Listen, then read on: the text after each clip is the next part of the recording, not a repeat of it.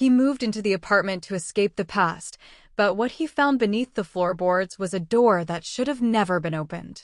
Disclaimer: this video is a work of fiction created purely for entertainment purposes. It contains suspenseful and eerie themes that may not be suitable for very young viewers. Viewer discretion is advised. They say the dead don't talk. But what if the phone keeps ringing, and it's her voice every night? The room is always coldest just after midnight in Jonah's small apartment, an old, cracking place on the third floor of a worn-down building on the edge of town. The pipes creak like whispers, and the floorboards moan under invisible weight.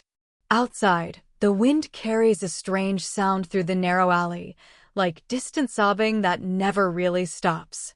Jonah, a quiet 22-year-old college student, never believed in ghosts.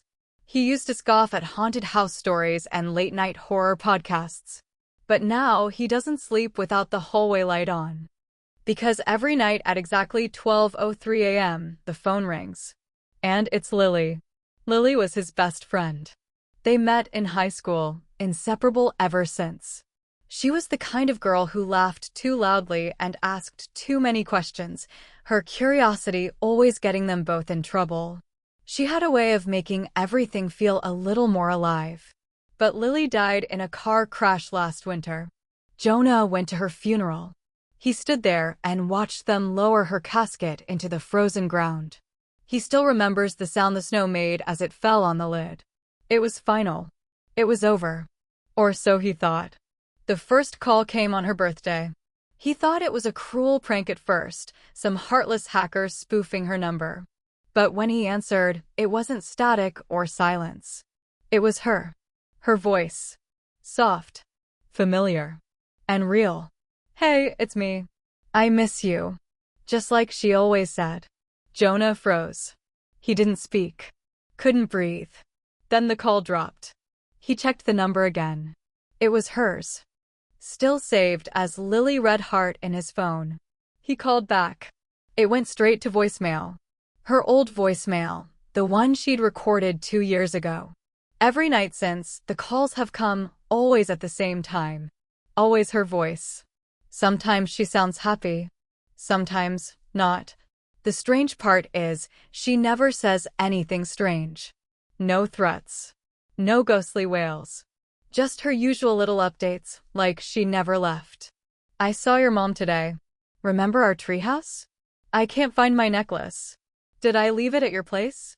Casual things. But how? How can she see anything? How can she remember things from after she died? Jonah hasn't told anyone. Who would believe him? He's recorded the calls, but every time he plays them back, it's just silence. Not even static. He's even changed phones. Changed numbers. Moved apartments. But somehow, she always finds him. He started noticing other things too. Photos on his phone that he doesn't remember taking, blurry ones of his bedroom from odd angles. Messages in his notes app written in her handwriting. A ring, her favorite silver one, found sitting on his kitchen counter, though he'd buried it with her. He's starting to question if he's going crazy. Or worse, if she never really left. Some nights, she sounds scared. Whispering. Rushed. "Jonah, don't go near the door." Or, "They're watching me." And once, just once, he swears he heard her say, "You're not safe anymore." Jonah doesn't know what to do. He wants to believe it's her, that it means something. But each call leaves a deeper chill, like something darker is hiding behind her words. Like maybe whatever is speaking through the phone isn't really Lily anymore. Last night's call was different. Short. Just 2 words. 2 words that made him drop the phone and back away slowly. "I'm outside." And then a knock. Jonah didn't move. He was still holding his phone, heart pounding in his chest. Lily's voice echoed in his mind, "I'm outside." Then came the knock. Once. Twice. 3 times. Not loud, but loud enough to make him freeze in place. His fingers trembled as he slowly lowered the phone. Everything around him was still, no wind, no sound. Not even the old fridge made its usual humming. It was like the air itself was holding its breath. He didn't open the door. Not yet. He wanted to check the peephole, but something deep inside screamed, "Don't look." As if just seeing what was outside would change everything. He stepped back, one slow step at a time, ears ringing with silence. He wanted to run. He wanted to hide. But something was off. The air in the room had turned ice cold. Not like the usual winter chill. This was deeper, heavier, like standing in a freshly dug grave. The smell had changed too. Not rotting, but earthy, damp, like old soil clinging to something that had clawed its way up. The knock never came again. In the morning, Jonah tried to convince himself it was a dream. Sleep deprivation, maybe. His brain playing tricks. But when he went down to grab coffee at the corner store, something strange happened. The old woman who ran the shop, Aling Rosa, a quiet, wrinkled lady who barely spoke, looked straight at him and said, "She still won't let you go, huh?" Jonah froze mid-step.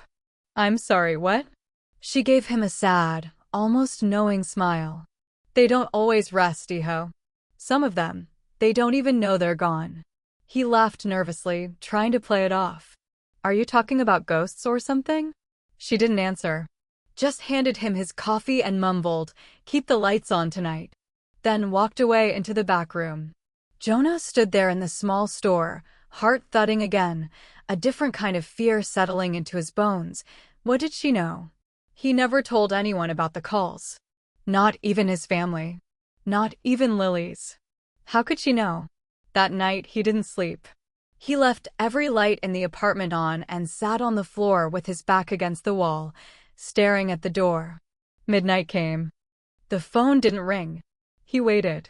12:01. 12:02. Nothing. 12:03. Ring. His breath caught in his throat. He picked it up with a shaking hand. "Hello." At first, there was only silence. Then breathing. Faint. Raspy. Like someone trying to speak underwater. "Lily," he whispered. A long pause. Then a whisper so low he almost didn't hear it. "Don't trust the voices." Click. The call ended. Jonah stared at the screen. "What voices?" he whispered aloud. "Aren't you the voice?" He stood up slowly, muscles aching from how long he'd sat on the cold floor. He turned to walk toward the kitchen when every single light in the apartment flickered. Then died. Total darkness. The silence was so heavy it made his ears ring. Then another knock. This time, not on the door. On the bedroom window. He turned sharply, but saw nothing. Still dark. Still frozen. He walked closer, heart threatening to explode, feet crunching over something he didn't notice at first. Dirt. Scattered across the floor, damp and dark. As if someone had walked in from a muddy graveyard. He crouched down, touched it. It was wet. Fresh. Jonah looked up. The curtains swayed gently, even though all the windows were closed. Then he saw it. Pressed against the glass from outside, a hand. Pale. Small. Familiar. A girl's hand. Lily's hand. But there was no face behind it. Only darkness. Jonah didn't sleep. He couldn't. The image of the pale hand on the glass haunted him, its stillness, its silence.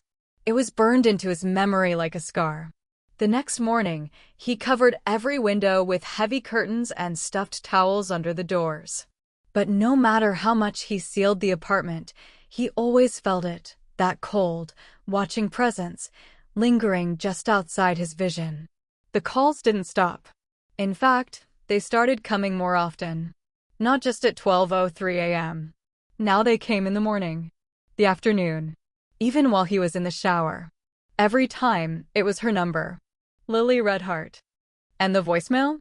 Still hers, still cheerful, still exactly as he remembered from years ago. But when he answered, she never said the same thing twice. Sometimes she whispered.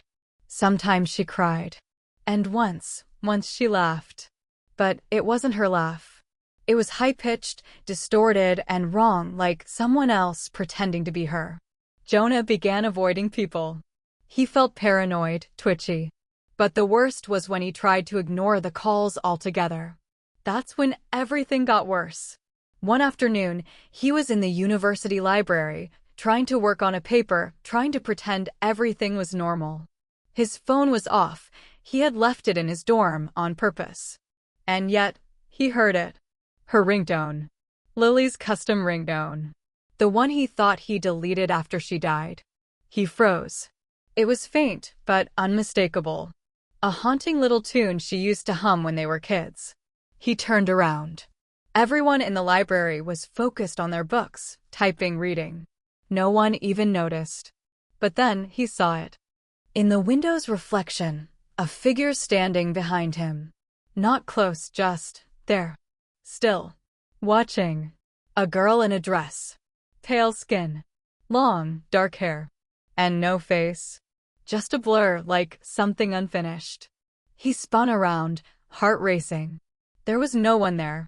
He packed up his things and left without saying a word. That night, he dreamt of dirt. Black soil swallowing his feet as he stood in the middle of a foggy forest. In the distance, he could see Lily. Her back was to him. She was digging. Over and over, frantic, desperate. He called out to her. She turned around. Her face was half gone, like it was still trying to form. And she said, "You let them in." Jonah woke up screaming. From that point on, things became stranger. Items in his apartment were misplaced, his toothbrush in the fridge, his shoes filled with muddy water, post-it notes on the mirror in someone else's handwriting. One night, he found a message scrawled on the wall in what looked like ash. "She's not the only one." He began researching local legends, looking into similar cases, anything that might explain what was happening. He found something in an old forum buried deep. A post from 5 years ago. A guy in the same city claimed his girlfriend, also deceased, began calling him nightly. He wrote about hearing her voice in vents, seeing her reflection in puddles, and losing time, hours vanishing like minutes. The final post from that account read, "They're using her voice. Don't listen. Don't answer. Don't let them in." The account was never used again. Then came the voicemails, actual voicemails being left on Jonah's phone. But the voice wasn't Lily's anymore. It was deeper. Older. Sometimes, it sounded like multiple voices speaking at once. Saying things like, "He sees you now," or "She opened the door and now you are marked." One night, Jonah got a text message from Lily's number. Just a single word, basement. He didn't have a basement. Or at least, he thought he didn't. But in the hallway outside his apartment, he noticed a door he never saw before. Rusted. Padlocked. The next day, the lock was gone. Jonah no longer knew what was real and what was a nightmare. Ever since that old metal door appeared in the hallway, the one that used to be padlocked but now stood slightly open, he hadn't felt peace. Every time he walked past it, something pulled at him. Not physically, but deep inside, like his soul was being tugged toward the blackness. The air near the door was freezing, thick, and heavy, as if something on the other side was breathing, waiting. Every night, he heard sounds from beyond it. Not just creaks or thuds. Whispers. Dozens of voices overlapping, whispering things in a language he couldn't understand. Sometimes it felt like they were angry. Other times, like they were pleading.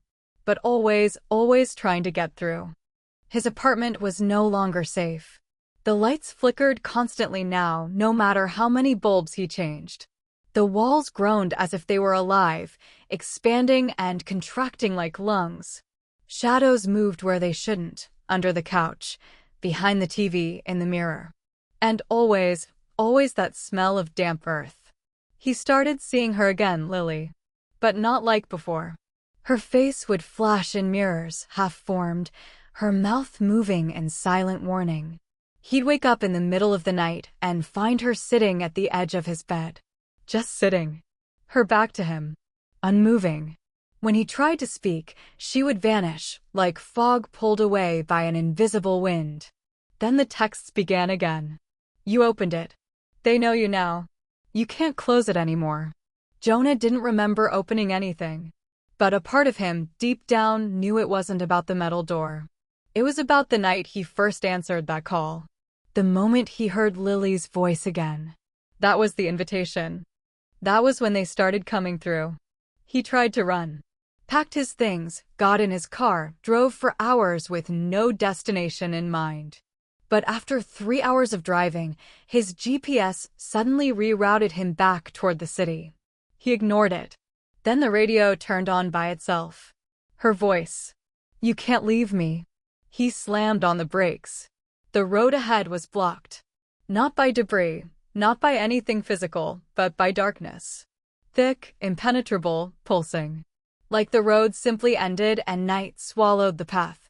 He turned around. He was back in front of his apartment building. Jonah stopped leaving the apartment after that. He barely ate. He unplugged his phone, took the battery out, threw it in the trash. But the calls still came.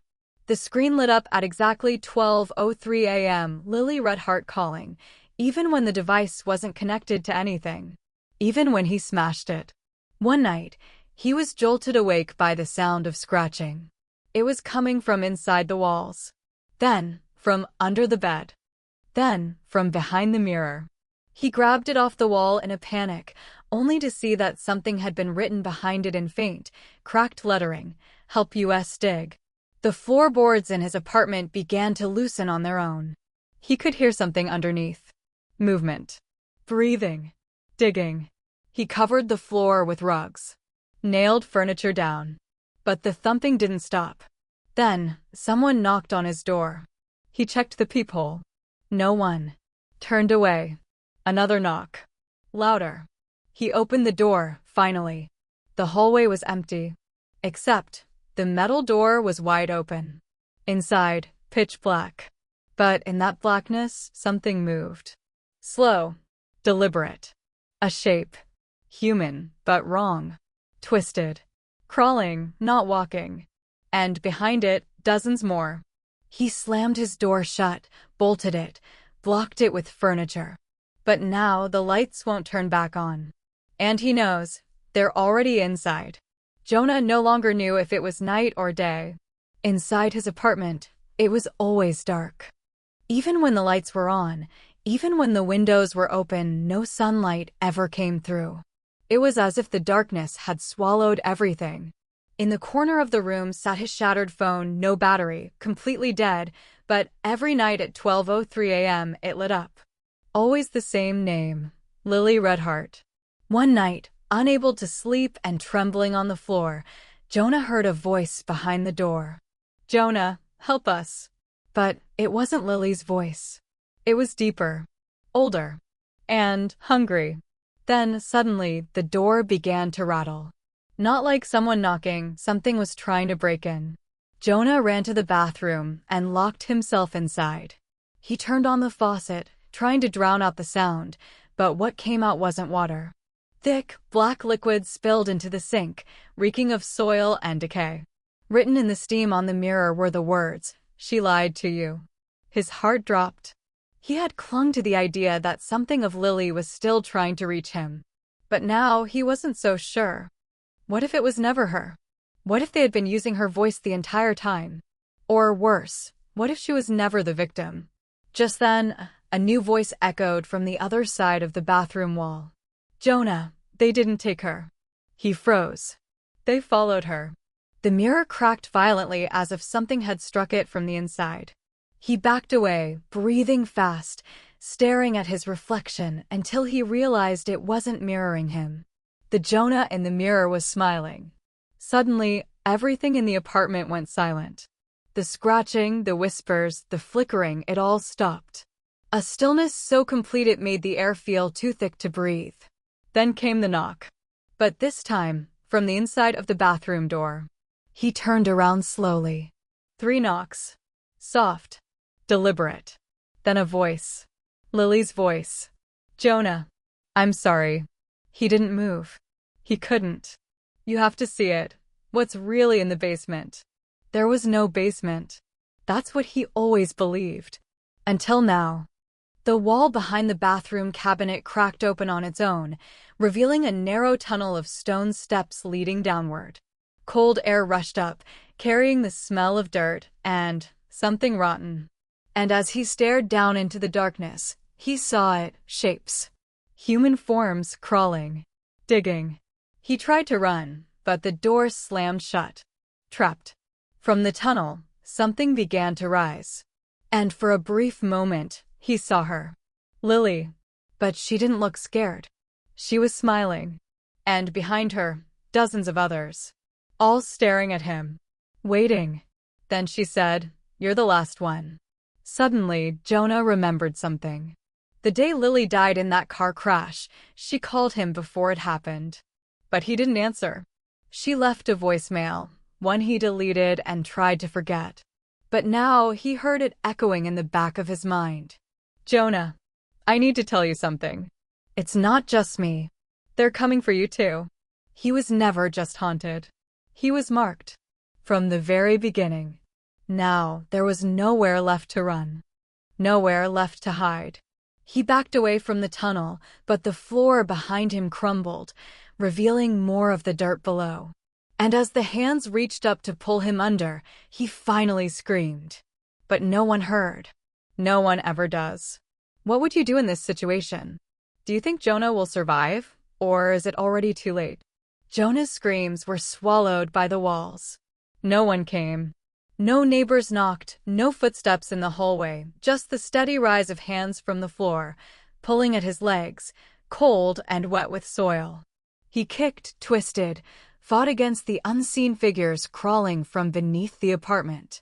The tunnel behind the bathroom cabinet glowed with a sickly blue light now, pulsing like a heartbeat. Lily stood at the top of the stairs, no longer smiling, her face blank and pale as paper.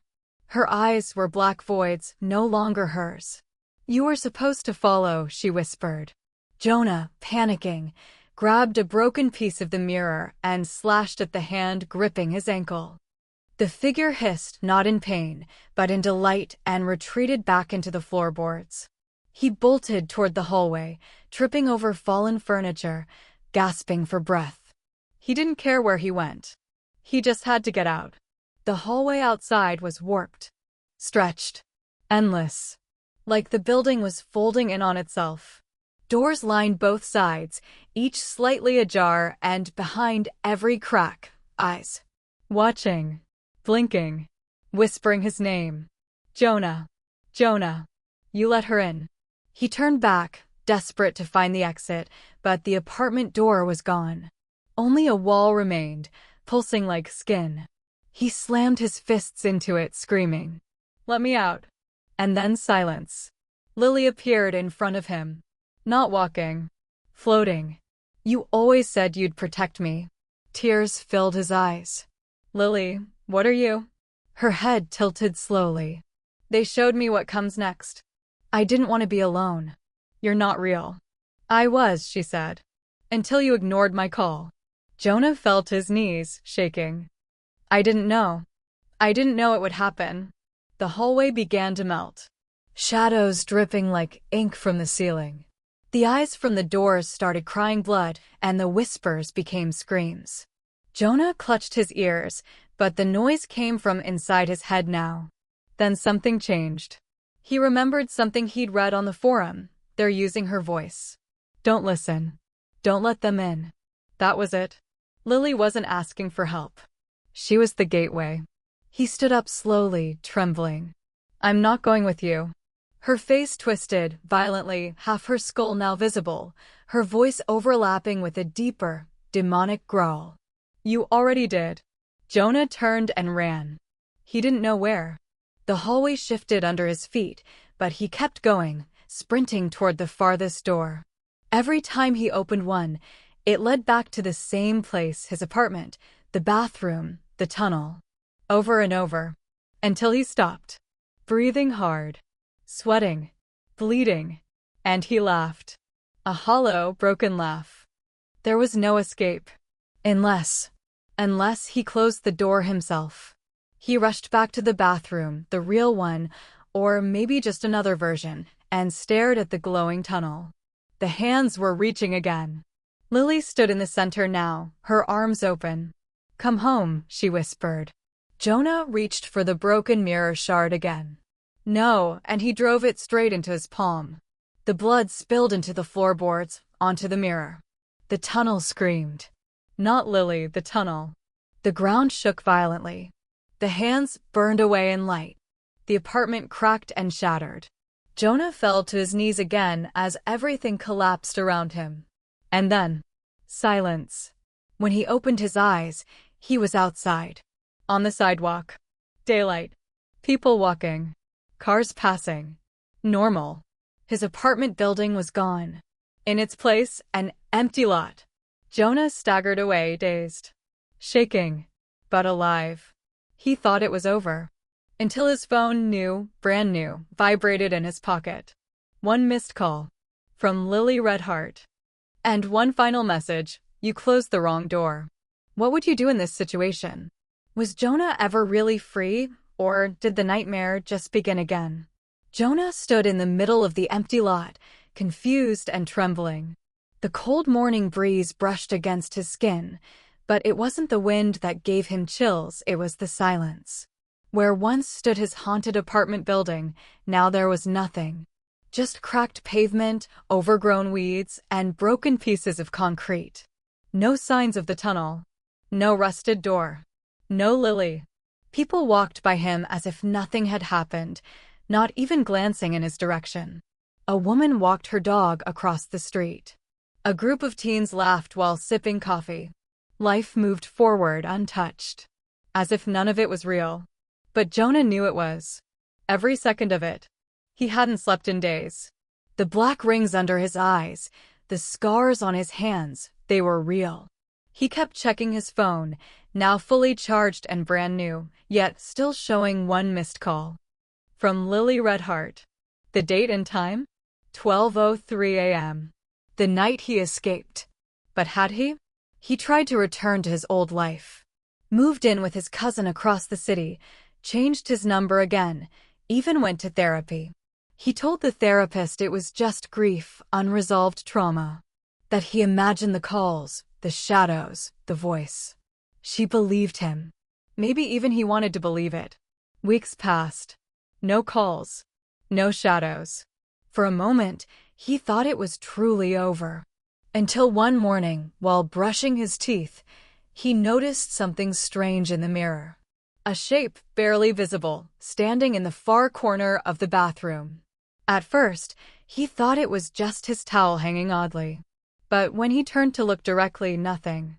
Still, in the mirror, the shape remained. Then came the humming. Soft. Familiar. The same tune Lily used to hum when they studied late at night. He froze. The reflection in the mirror began to change. The background shifted. It wasn't his cousin's bathroom anymore. It was the apartment. The cracked tiles, the rust on the mirror's edge, the flickering light above. And behind him in the reflection, Lily. Her face was whole now. Serene. Her eyes locked with his. She smiled. He turned around fast, nothing there. When he looked back at the mirror, it was just a reflection again. But his heart pounded like a drum. He touched the glass, half expecting it to ripple. That night, the dream returned. He was back in the tunnel. Alone. Cold. Surrounded by dirt and whispers. But this time, he wasn't being chased. He was digging. Hands blistered, bloodied. Digging for something buried.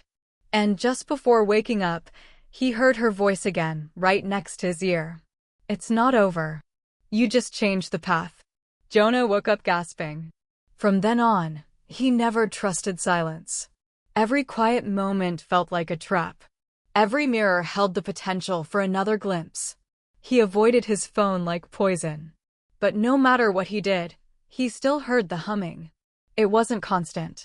But it always came when he was alone. One evening, while watching a movie, he heard a knock on the door. Just one knock. He stood still. Waited. Another knock. Soft. He walked slowly to the door. Looked through the peephole. No one. He opened it slightly. On the floor lay an envelope. No address. No name. He picked it up with shaking hands. Inside was a single photograph. It was him. Standing in the tunnel. Smiling. and behind him Lily, holding his hand. The photo was dated tomorrow. Jonah dropped the picture, heart racing, breath stolen from his chest. He looked up. The hallway was empty, but he could hear humming. Getting closer. The lights flickered. And just before the screen goes black, we hear her voice again, calm, almost sweet. You promised you'd never leave me. Do you think Jonah will ever truly escape? What do you think the photo means?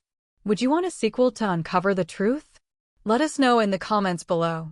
And remember, some doors, once opened, can never be closed.